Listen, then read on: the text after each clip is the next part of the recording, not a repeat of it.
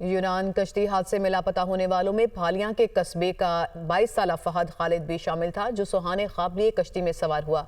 हमारे नुमाइंदा भाई के साथ मौजूद हैं। इस वाक़े से मुतालिक मज़ीद तफसीलात वो बताएंगे। जी बिल्कुल, जो यूनान कश्ती हादसा में लापता होने वाले 6 अफराद जो कि हेला गाँव थे, इस वक्त मैं मौजूद हूँ वहाँ के एक 22 साला नौजवान फहद खालिद के घर के सामने, जो कि इस हादसा में लापता है। इस वक्त उसके छोटे भाई मेरे साथ मौजूद हैं, उनसे बात करते हैं। आखिरी राब्ता 11 तारीख को हुआ था। वो कह रहे थे हम निकलने लगे, उसके बाद कोई राब्ता नहीं है। बाद में पता लगा कि कश्ती डूब गई है।